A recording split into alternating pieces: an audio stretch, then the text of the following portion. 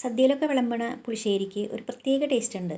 അതിൻ്റെ രുചിയും മണവും എല്ലാം വ്യത്യസ്തമാണ്. ഇത് പഴയിടത്തിൻ്റെ റെസിപ്പിയാണ് കേട്ടോ. ശരിക്കും നല്ല ടേസ്റ്റ് ഉണ്ട്. ഞങ്ങൾ തൃശ്ശൂരുകാർ വീട്ടിലുണ്ടാക്കുന്ന സാധാരണ പുളിശ്ശേരിയിൽ നിന്ന് നല്ല വ്യത്യാസമുണ്ട് കേട്ടോ ഇത് ഉണ്ടാക്കാനായിട്ട്. അപ്പോൾ ഇതെങ്ങനെയാണ് ഉണ്ടാക്കാമെന്ന് നമുക്ക് നോക്കാം. അപ്പോൾ ഇന്ന് ഞാൻ പുളിശ്ശേരി മൺചട്ടിയിലാണ് കേട്ടോ ഉണ്ടാക്കുന്നത്. ഞാൻ കുമ്പളങ്ങ വെച്ചിട്ടാണ് കേട്ടോ പുളിശ്ശേരി ഉണ്ടാക്കുന്നത്. ഇതല്ല വെള്ളരിക്ക, ചേന, കായ ഏത് വേണമെങ്കിൽ വെച്ച് പുളിശ്ശേരി ഉണ്ടാക്കാൻ പറ്റും. അപ്പോൾ കുമ്പളങ്ങ അതേപോലെ കുറച്ച് വലിയ പീസസായിട്ട് കട്ട് ചെയ്തെടുക്കാം. ഇനി ഇതിലേക്ക് 2 പച്ചമുളക്, കട്ട് ചെയ്യൊന്നും വേണ്ട കേട്ടോ, ഇതങ്ങനെ തന്നെ ഇട്ടാൽ മതി. 2 3 പച്ചമുളക് ചേർത്ത് കൊടുക്കാം കേട്ടോ. കുറച്ച് കറിവേപ്പില, 1/2 ടീസ്പൂൺ മുളക് പൊടി.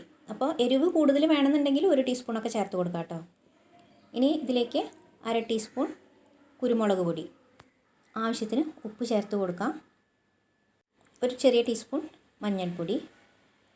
ഇനി ഇതിലേക്ക് ആവശ്യത്തിന് വെള്ളം, കഷ്ണം വേവാൻ ആവശ്യത്തിന് വെള്ളം ഒഴിച്ചിട്ട് നമുക്ക് വേവിച്ചെടുക്കാം കേട്ടോ. വെള്ളം ഒഴിച്ചു കൊടുത്തതിന് ശേഷം വെള്ളം നന്നായിട്ടൊന്ന് തിളച്ച് വരണം. നന്നായിട്ട് തിളച്ച് വന്നതിന് ശേഷം നമുക്ക് മൂടി വെച്ചിട്ട് വേവിച്ചെടുക്കാം.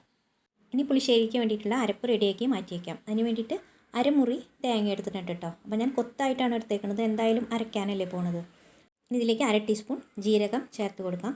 ഇനി നന്നായിട്ടൊന്ന് അടിച്ചെടുക്കാം കേട്ടോ. തേങ്ങ കൊത്തായിട്ടല്ലേ ചേർത്ത് കൊടുത്തേക്കണം, അപ്പോൾ അത് കാരണം കൊണ്ട് നമുക്ക് നന്നായിട്ടൊന്ന് അടിച്ചെടുക്കാം. ഇപ്പോൾ നന്നായിട്ടൊന്ന് അടിച്ചെടുത്തിട്ടുണ്ട്. ഇനി ഇതിലേക്ക് നമുക്ക് തൈര് ഒഴിച്ച് കൊടുക്കാം. നല്ല നൈസായിട്ട് അരച്ചെടുക്കണം. അപ്പോൾ അതിന് വേണ്ടിയിട്ട് ആവശ്യത്തിന് തൈര് ഒഴിച്ച് കൊടുക്കാം. തൈരും കൂടി ഒഴിച്ച് കൊടുത്തിട്ട് നല്ല നൈസായിട്ട് അരച്ചെടുക്കാം. അരയ്ക്കാനായിട്ട് വേറെ വെള്ളമൊന്നും ഒഴിച്ച് കൊടുക്കണില്ല, നമ്മൾ തൈര് മാത്രം ഒഴിച്ചിട്ടാണ് അരച്ചെടുക്കുന്നത്. അപ്പോൾ നന്നായിട്ടൊന്ന് അരച്ചെടുക്കാം. നല്ല തിക്കായിട്ടും അരച്ചെടുക്കാം. നല്ല തിക്കായിട്ട് അരച്ചെടുത്തിട്ടുണ്ട്. ഇത് നമുക്ക് മാറ്റി വയ്ക്കാം. കുമ്പളങ്ങ വെള്ളമൊക്കെ നന്നായിട്ട് തിളച്ച് വന്നിട്ടുണ്ട്.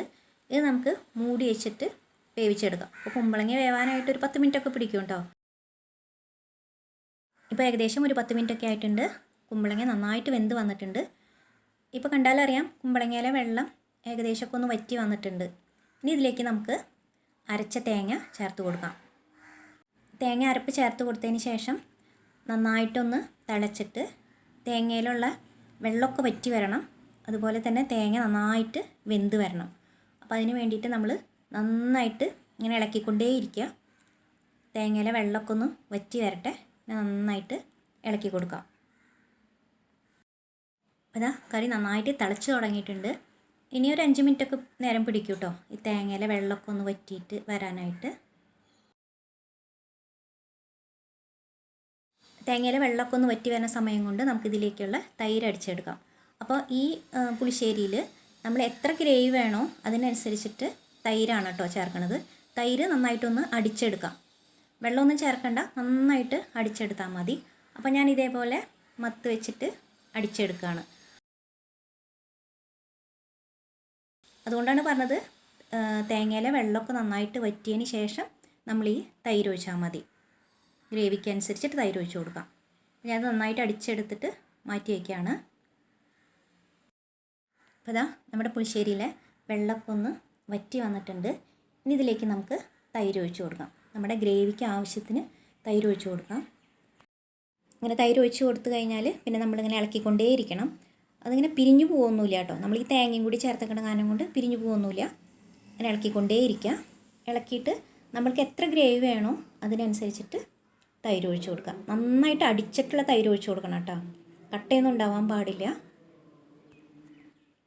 ഞാൻ 1 കപ്പ് തൈരാണ് എടുത്തത്, അത് മുഴുവനായിട്ട് ഒഴിച്ച് കൊടുത്തിട്ടുണ്ട്. ഗ്രേവി പാകമായിട്ട് വന്നിട്ടുണ്ട്. ഇത് നന്നായിട്ടൊന്ന് തിളച്ച ഉടനെ തന്നെ ഓഫ് ചെയ്യാം. നന്നായിട്ട് തിളച്ചിട്ടുണ്ട്. ഇതിലേക്ക് നമുക്ക് വറുത്തിടാം.